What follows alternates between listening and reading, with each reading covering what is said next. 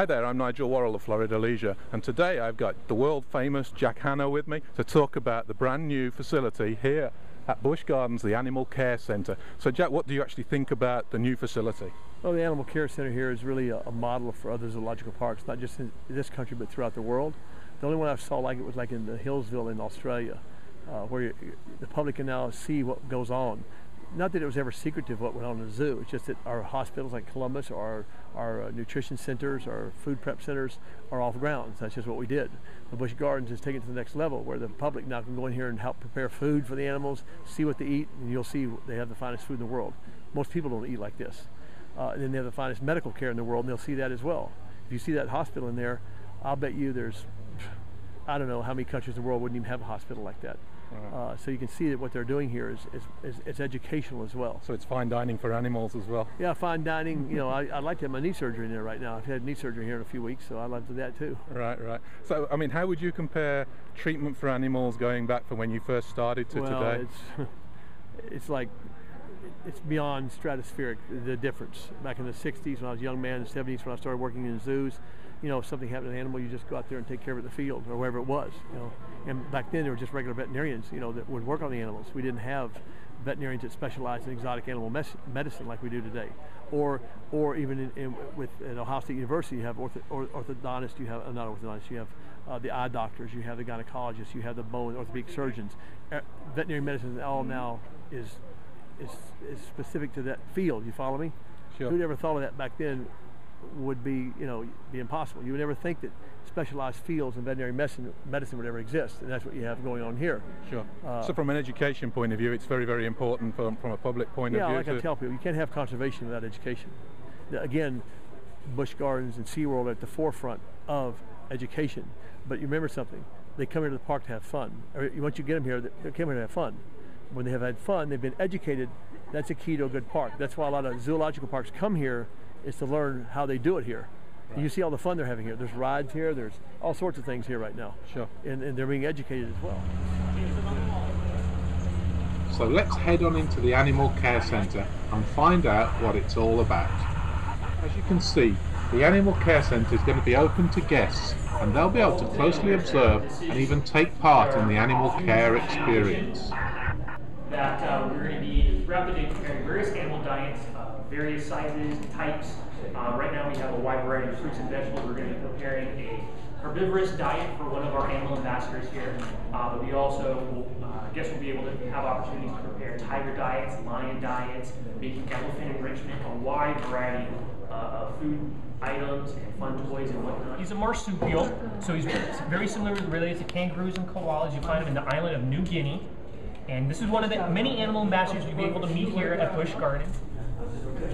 The other major component of the Animal Care Centre is the Treatment Centre, and that will allow Busch Gardens guests to watch as skilled vets do preventative checkups, treatments and even surgeries on animals. Guests will be able to see into the rooms through glass walls, and audio capabilities will allow guests to talk to vets working behind the glass. Cameras placed over the exam table will show unique vantage points to guests who can watch on monitors. In the clinical lab, staff will perform tests on samples collected from the animals, such as blood, urine and feces, using the same types of laboratory equipment used in human hospitals and veterinary clinics. A camera connected to the laboratory's microscope will allow guests to see exactly what the staff who are looking under the microscope see.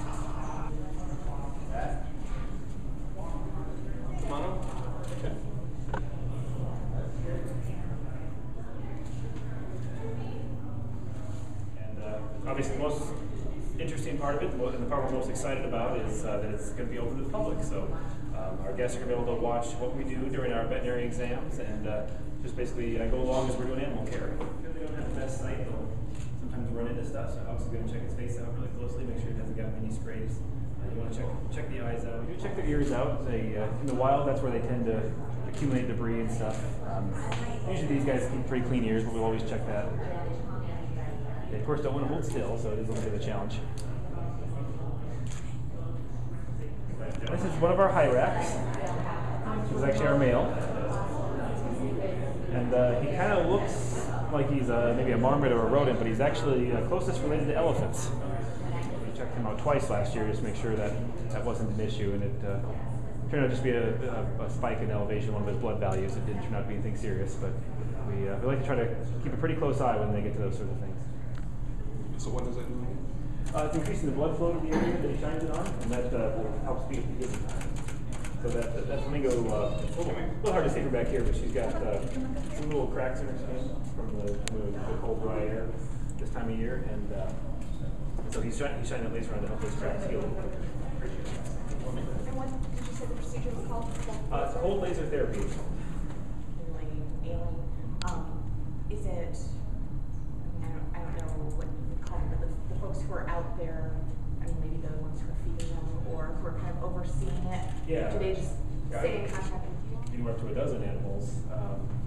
At least here in the hospital, we'll do a lot of stuff, a lot of checks on grounds too. The key to Busch Gardens has always been they set the standard, and only because of my philosophy as a young boy.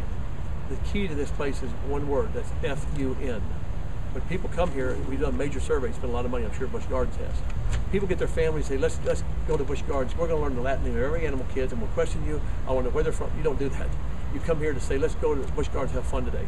But the key to Busch Gardens and SeaWorld parks and not all the zoos in this country is to have fun. And when you left there, the next key word is educated. That's all. Conservation is important, everyone. But remember something. You can't have conservation unless you're educated.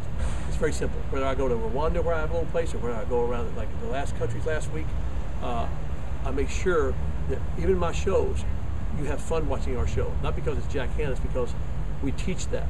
And that's what they do here.